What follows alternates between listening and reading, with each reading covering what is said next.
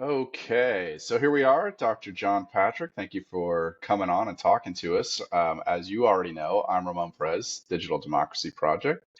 We're getting this thing going in Florida, and you were one of our first adopters, early adopter, and Right. an author in technology, an investor in mobile voting technologies. You run the Patrick Foundation as well, so it was kind of exciting to get a chance to talk to you a little bit.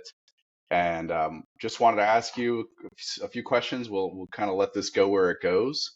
And because you're in Florida, you spend part of the time in Florida, part of the time in New England, but you're a Florida registered voter, so you're actually using the app as well.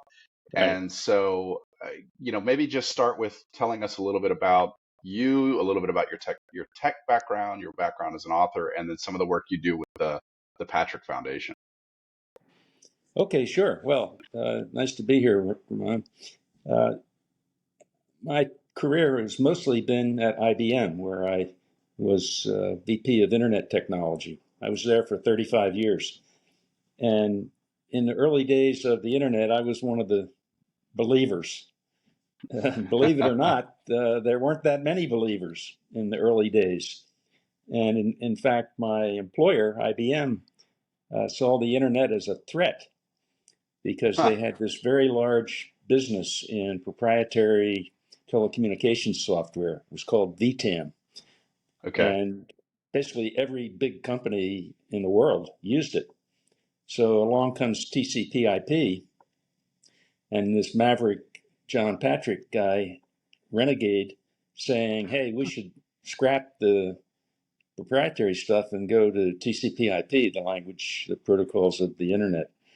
Okay. So I became an evangelist for that. I gave speeches around the world and found that when I gave a speech somewhere in Europe or Asia, somehow it found its way back inside of IBM. So I was influencing the company from outside.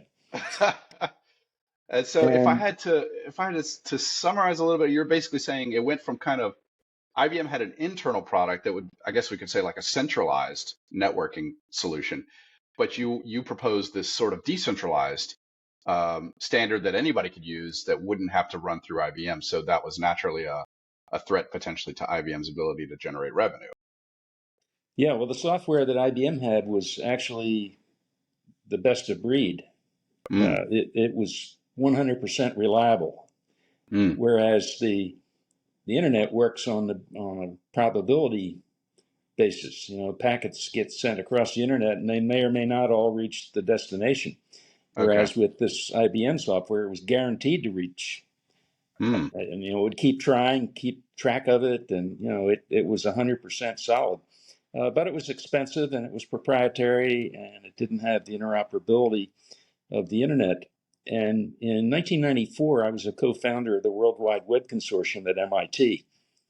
And that was not the beginning of the web, but that was the early days of developing the standards so that web pages became more robust, had formats and columns and colors and lots of things that it didn't have initially. And hmm of course, it worked on any platform. And that was a real breakthrough. And I had a good time. Did you have a sense at the time of how big this would be, or was it just like a little research project with you and some other folks that turned into this massive thing? No, I saw it as the future. I had no doubt that ultimately we would do everything on the internet.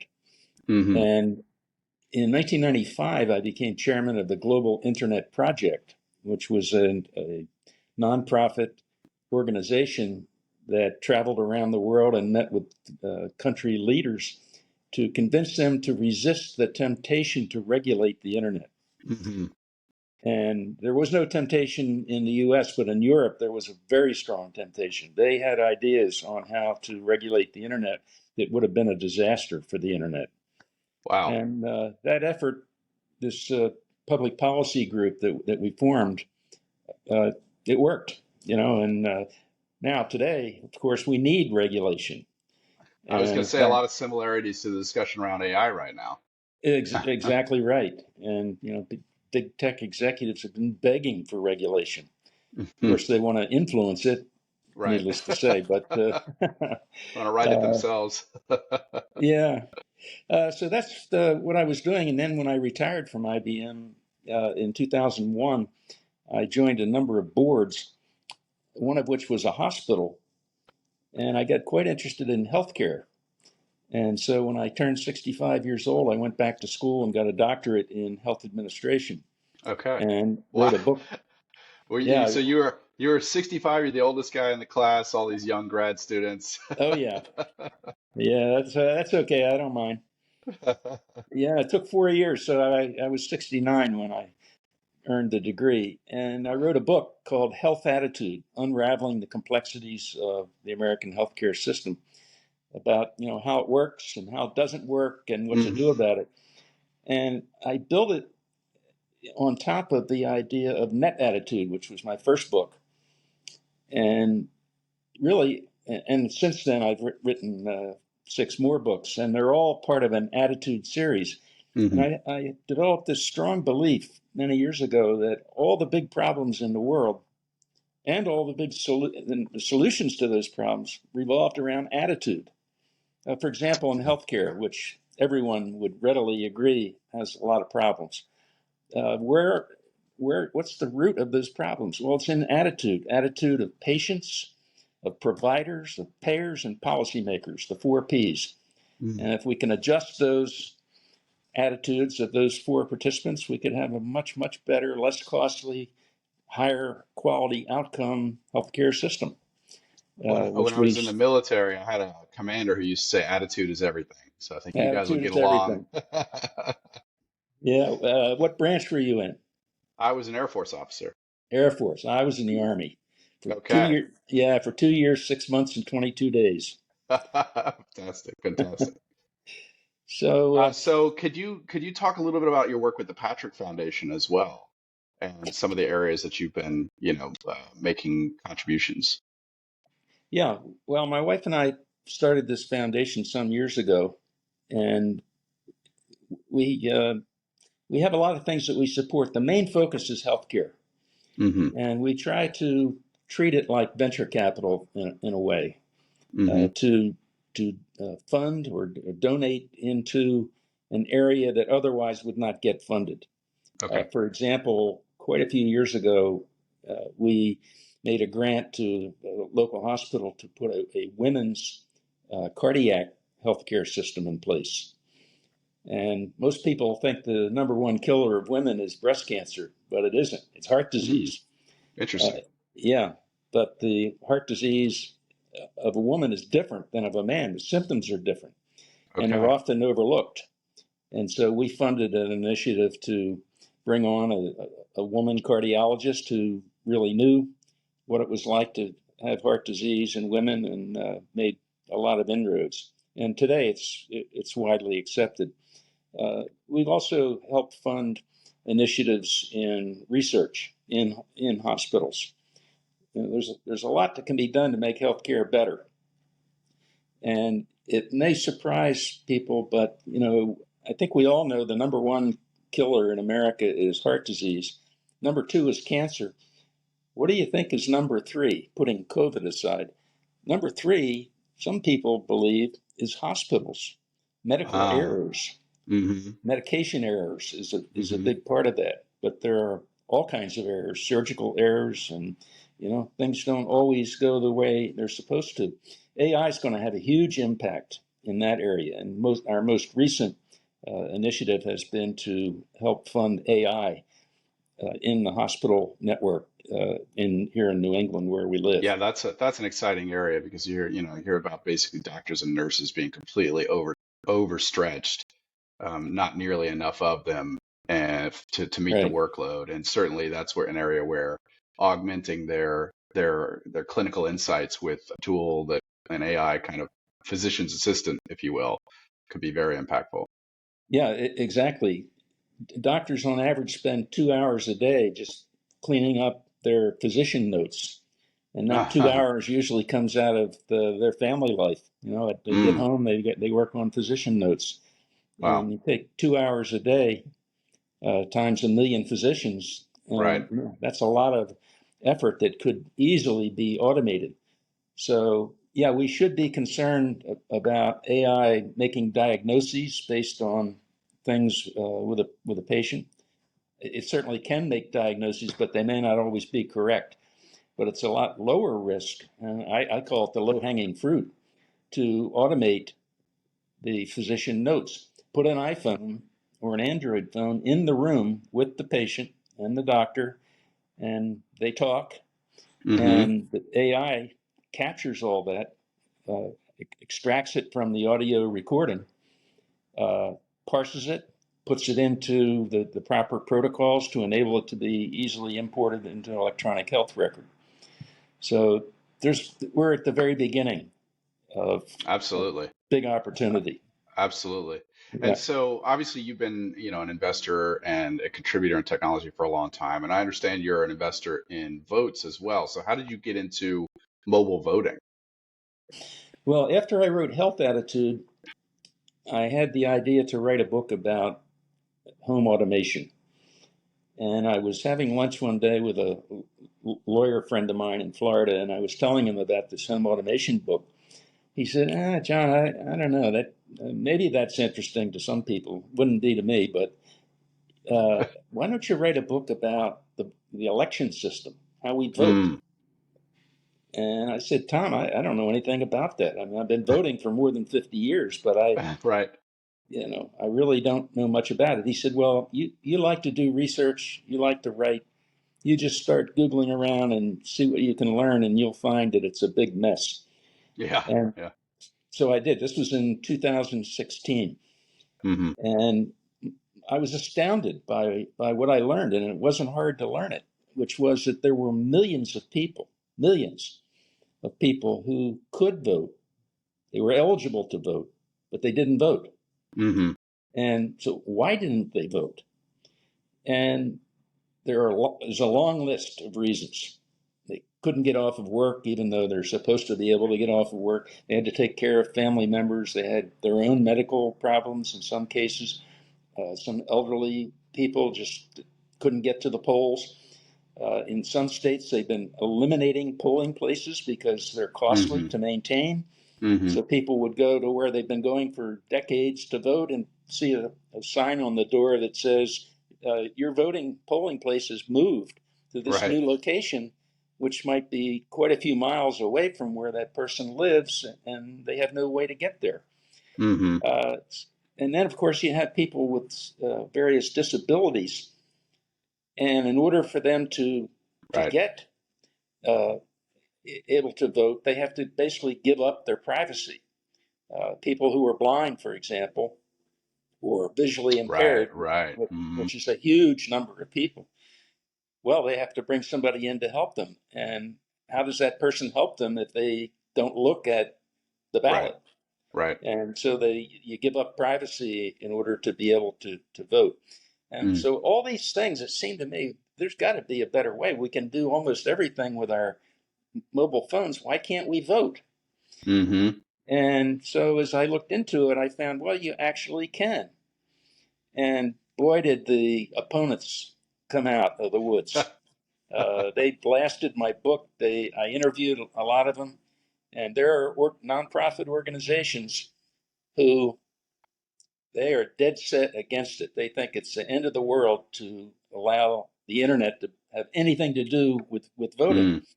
And uh, I did learn that it's more difficult than e-commerce or e-banking or e-healthcare.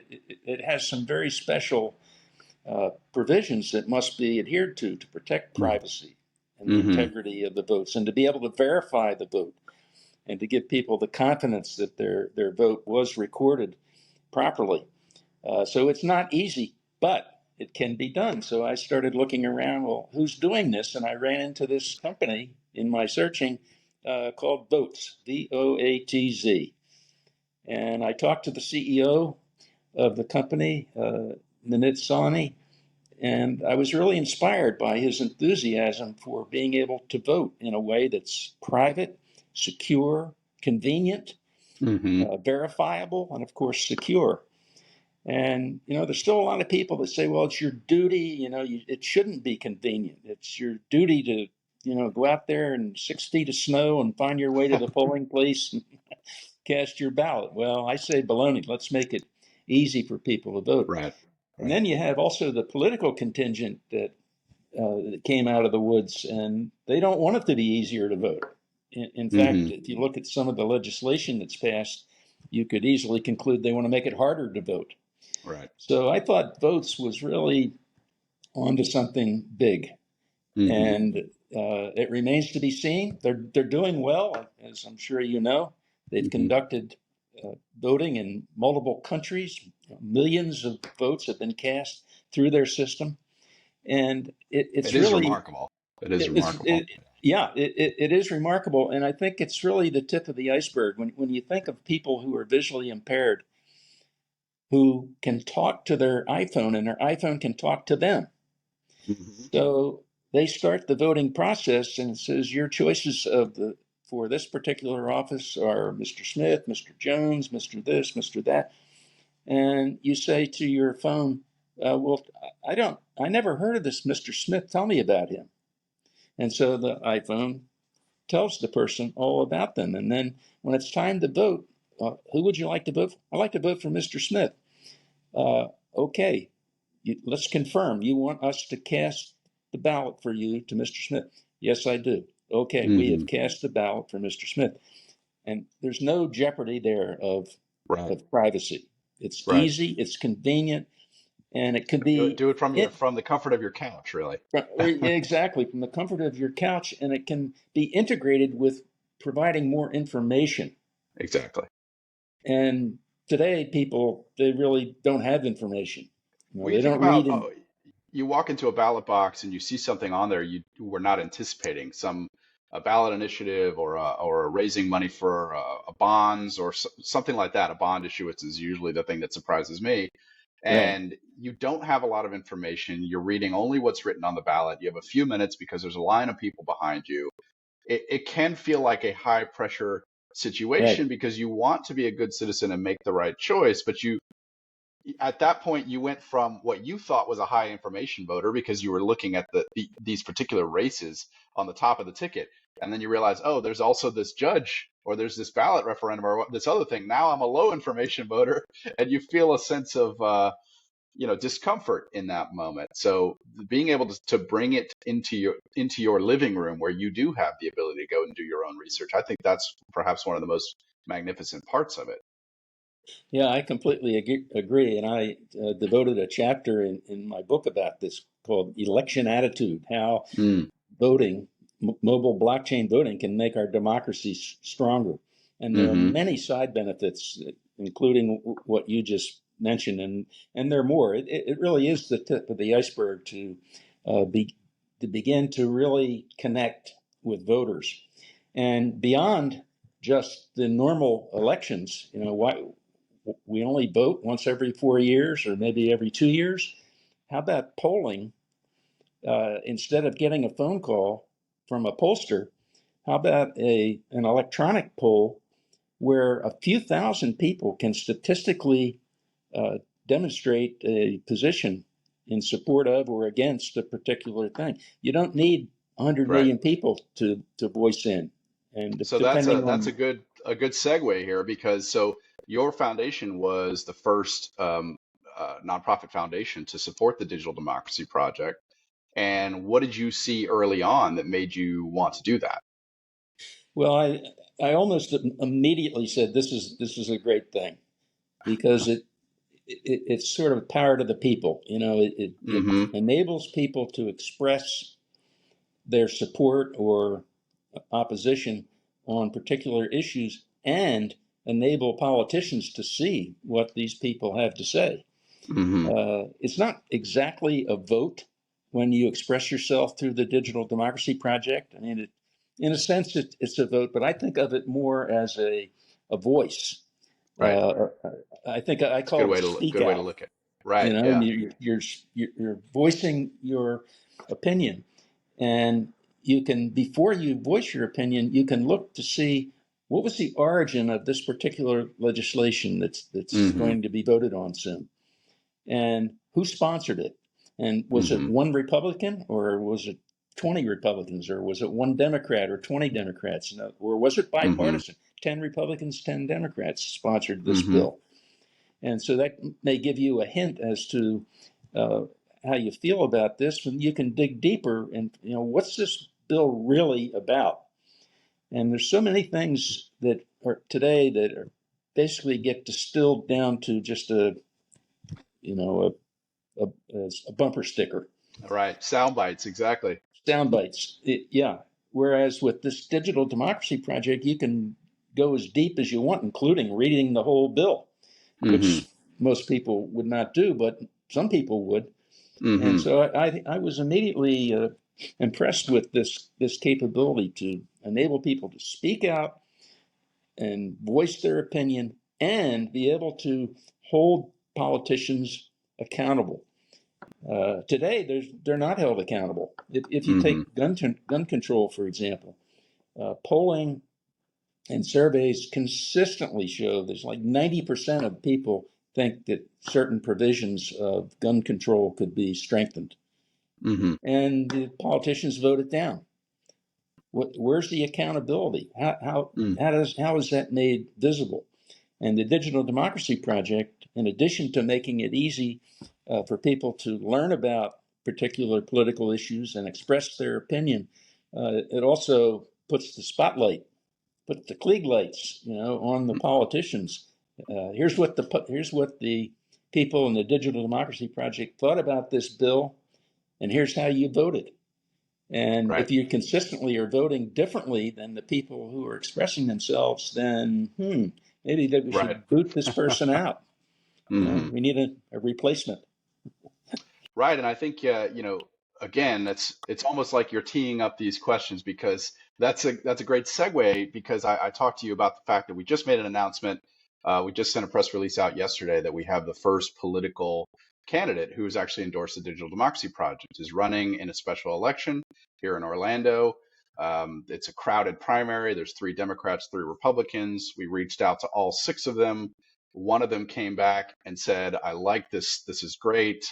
This could be part of my campaign platform and a differentiator for me in this primary process. So essentially, what you're describing, this would be the first example where somebody says, I want to use this as a tool for my voters in this district to influence me if I get elected and I'm in Tallahassee.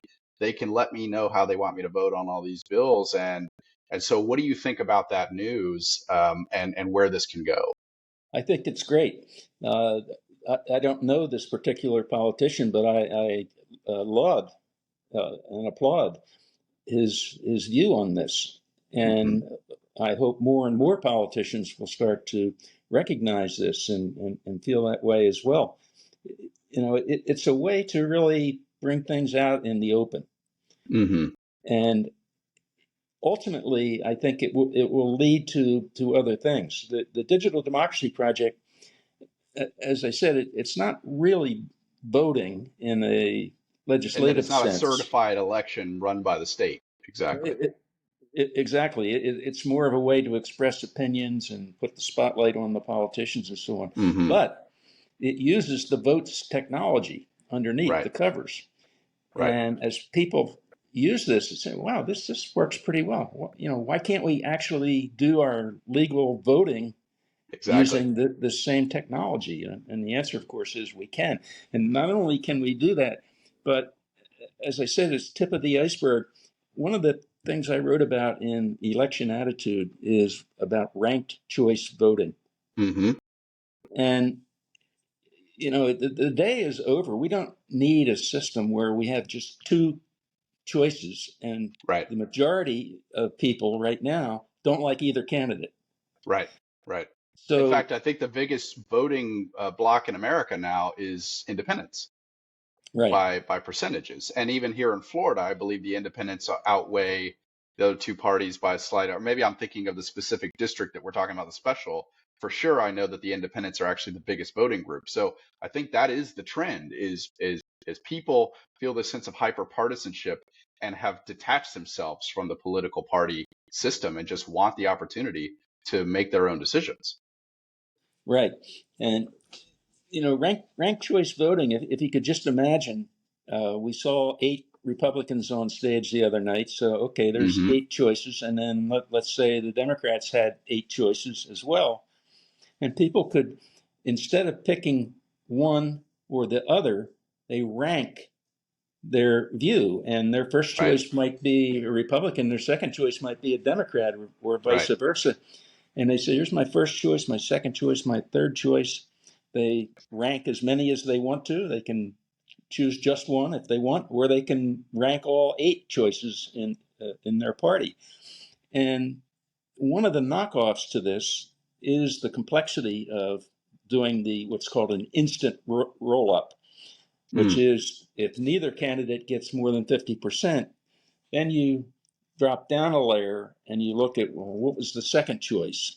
And then you roll those up and you keep rolling them up from the eighth, seventh, sixth, until you get to the top, or until somebody gets more than 50% Hmm. of the vote. It's easy to explain. I've seen some great websites that diagrammically show how it works, but the actual implementation in a paper-based, old-fashioned system that we have, Mm. Mm. it can be challenging and Yeah. confusing. Yeah. Uh, but of course, we when we all have a Votes supercomputer the in our votes pocket, technology supports that like out of the box, right? So to right your out of the point there. box. Yeah. Yeah. So more sophisticated voting, made simple, is Exactly. it's a win-win for the Such a democracy. great that's a great use case for because people will make the argument, why, if it ain't broke don't fix it, like paper balloting has been working forever, why should we change it and introduce risk? But I think you make a great argument there that in some ways it is broken, and one of the solutions is could be ranked choice voting, but it's very difficult to do in a paper-based system. And this hyper partisanship is the part that we want to fix. We want, how do we come together as a country? How do we work on policy that affects all of our communities in a way that we're not at each other's throats all the time? And so I think, as you're describing, there are some real opportunities for reform, but if we don't change the apparatus of the system of elections, we cannot get there. Yeah, exactly right. Well said. The people who are most strongly opposed to mobile blockchain voting happen to be computer science people. And they love to be quoted, and they love to be on stage saying why this is high risk and it can't work and it's a disaster, and so on. And they like to compare internet voting to a Hmm. perfect system which we will never ever have. Right. The opponents, computer science people, have written a paper on here's how the perfect system would work. And it's like 250 pages long, and the complexity is overwhelming. It will never happen. Right. So, what I advocate in election attitude is don't compare internet voting to a perfect system we'll never have. Compare it to the system we have today. Right. And Right. the system we have today is not a great system. There are still millions of people who are Right. eligible to vote who don't vote. We have to And acknowledge the existing risk that we right, have sort of internalized and we're accepting every single day, even though we can see the consequences of it.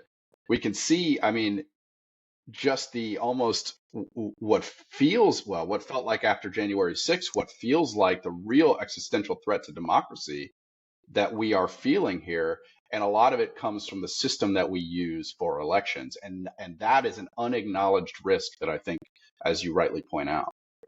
yeah, exactly right. And in some states they're going really really off the deep end. Mm. They're saying no more vote counting machines. We Mm. want paper ballots, and we want human beings to count them. Well, there's a lot of studies that show that human beings aren't very accurate in their counting, Right. and you can actually Especially find when you're talking millions, tens of uh, millions. yeah, Just the yeah, volume exactly. of it is unattainable by most humans.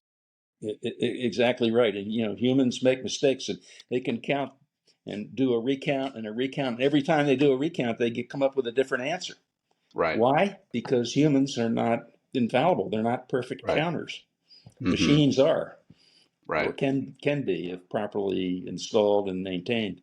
So yeah, there's the glass is half full, not half empty. There's so much opportunity here through the No, Digital Democracy that's Project. good.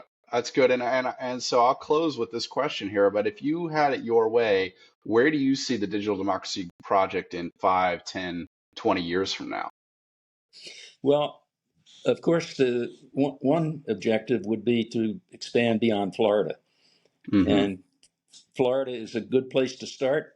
And there's plenty of politics going on there, and I think if people begin to realize that, hey, this gives me a way to express myself and find out how this man or woman I voted for, how they respond to what people think. Hmm. And it won't take long, seems to me, to get to a number of people that is statistically valid. So you're not going to get everybody to participate in this, but you don't need everybody to participate. You just need enough that it's statistically valid, and that's just a fraction of the total. So I see that happening. And then beyond Florida, of course, there's a bunch of other states, and there's no reason why this can't go nationwide. Right. And the real benefit that I see is that as people use it, they'll realize that, wow, if I can express myself this way, then why couldn't I actually vote this way? The real Hmm. voting, the ones that actually elect people. Right. And to me, that's the ultimate goal, including ranked choice voting. Oh, that's great. So that's, I think, a great way to wrap it up. And so, Dr. Patrick, thank you so much for coming on. An internet pioneer, an author, a healthcare researcher, and a mobile voting evangelist. It's been really a pleasure speaking to you. My pleasure, Ramon. Keep up the good work. All right. Thank you. You too. Thank you, Dr. Patrick. Okay.